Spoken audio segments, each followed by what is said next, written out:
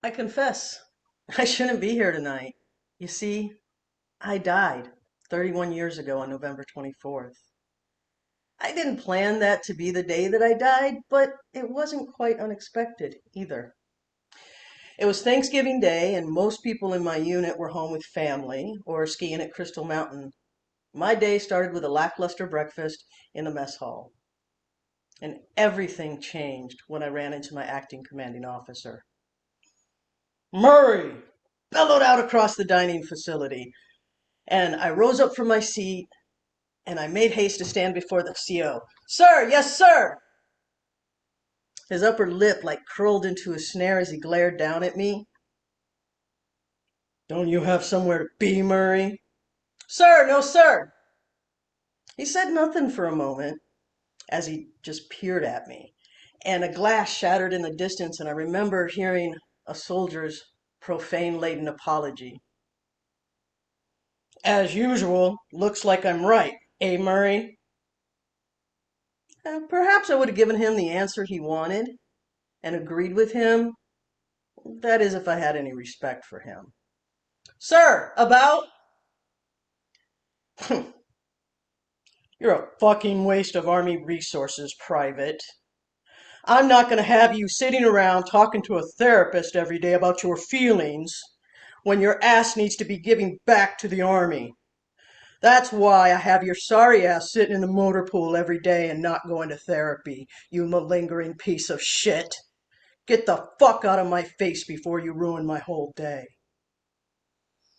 The heel of my boot squeaked as I did a rapid about face out of fear of satiating his ego with my tears. But those tears weren't from anything that he would have thought. It was what laid under the words he spat out at me. I grabbed my tray and I dumped it into the garbage, and thankfully the barracks were just across the nearly empty parking lot so no one would see my loss of military bearing. Soldiers don't cry, I mumbled to myself as I wiped away the tears. Then the anger flared inside me. How fucking dare he? Every day I struggle to stay alive. Every fucking day my heart is breaking. Sitting in the goddamn motor pool with nothing but my thoughts. Malingering.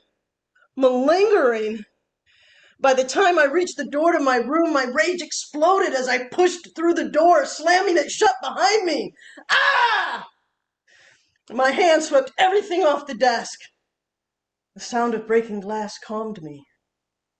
Then I saw it. A brand new prescription bottle of amitriptyline my therapist prescribed after my girlfriend Tracy committed suicide. She knew I was in a fragile state and felt a daily check-in would be best. My CO denied that request, and now I knew why. It was retaliatory. He knew it wasn't my battle buddy that committed suicide, as I had proclaimed. They all suspected I was gay. I couldn't tell anyone the truth, especially in 1991. So desperate for help, I'd taken the colossal risk of telling my therapist. But I knew I was suicidal and I begged for help because I didn't know how to handle Tracy's death. I was only 20. She was my first love. She had shot herself in the head an hour after our last phone call. In my mind, I knew it wasn't my fault. But in my heart, I felt it was. If I hadn't called her, would Tracy still be alive? I ran the conversation through my head over and over, wondering if I missed something, said something, or didn't say something that she needed to hear. Her ex-boyfriend had been in the room when I called, so in a sense, my call did lead to her death. I imagined Tracy sitting in the chair, listening to her ex-boyfriend Brian call her names and berate her for being gay, pulling out the gun from behind the chair, calling his name, smiling, pulling the trigger. All these thoughts weighed upon me as I sat alone in that room. And the last thing I recalled before grabbing the bottle of pills were my CO's words. You're a fucking waste of Army resources. It played over and over as I swallowed each fistful of pills. If only I had been given the luxury to grieve, maybe I could have lived. At least I wouldn't be fucking waste of resources now. I could feel my breath slowing down. My limbs felt so heavy I could barely lift them. My eyes stayed closed longer each time I blinked.